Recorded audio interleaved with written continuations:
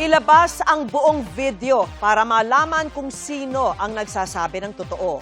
Yan po ang hamon ng Armed Forces of the Philippines sa iginigiit ng Chinese Embassy na ang mga Pilipinong sundalo umano ang nanghamon at naunang umatake sa China Coast Guard sa Ayungin Shoal. Pero hindi po nagtatapos sa pagkasugat ng 2 sundalong Pilipino ang pangharas.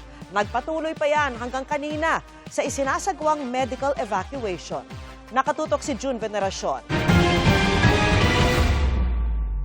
Isang insidente, 2 magkaibang kwento. Nauwi na ngayon sa labanan ng naratibo ang kumprontasyon kahapon sa pagitan ng mga sundalong Pilipino at mga tauhan ng China Coast Guard sa Ayungin Shoal sa West Philippine Sea.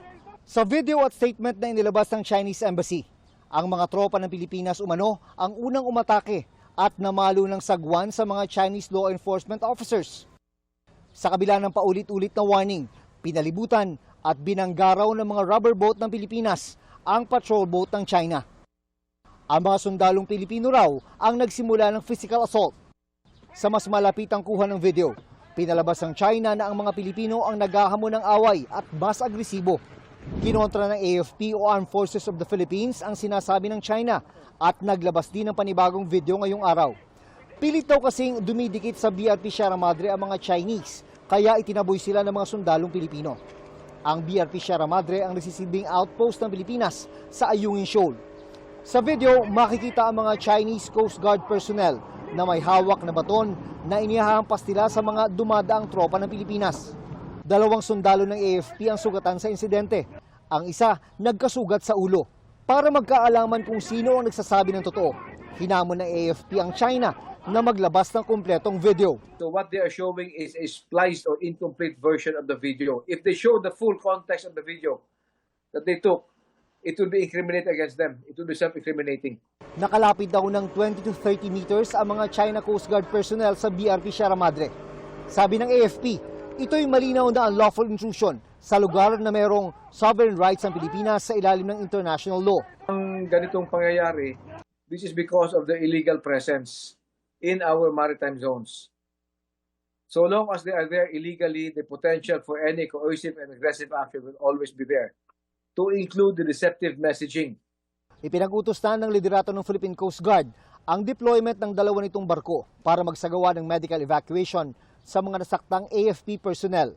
At ngayong hapon, nakuha na ang 2 sundalo at kasalukuyang pinangangalagaan sa BRP Melchora Aquino.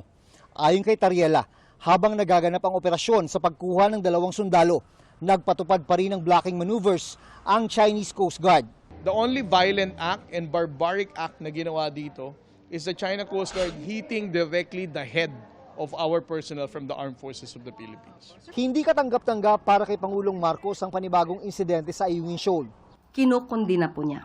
Kinukundina po ng Pangulo ang mga ganitong klaseng pangyayari. So, hindi po talaga katanggap-tanggap itong nangyayari sa pagitan po ng bansa po natin at ng China. Ang insidente sa Ayungin Shoal ang isa sa mga unang hamon na kakaharapin ng bagong upong Chief of Staff ng AFP, si General Antonio Nafarrete. We have to stand our ground. Atin yan. No? Rest assured that we will also do our jobs. And I think they're ready for it. We have our rules of engagement also there. Pinalitan ngayong araw ni Nafarrete si Retired General Romeo Bronner na 3 taong nagsilbi bilang AFP Chief. Paalis na lang siya, may nangyari pang gulo sa Ayungin Shoal. Nakakalungkot na may mga insidenteng ganon. Yung ating mga sundalo nasugatan doon sa nangyari. No? And of course, we condemn that in the strongest manner. Kinundi na rin ng Amerika ang ginawa ng China. Ang nakababahalang pattern of provocation ng China ay naglalagay daw sa alanganin sa peace and stability sa rehiyon.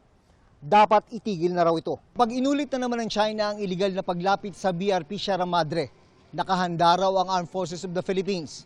Mananatili raw nakabantay ang mga sundalong Pilipino sa Ayungin Shoal, alinsunod sa international law. June Veneracion, Nakatutok, 24 Oras.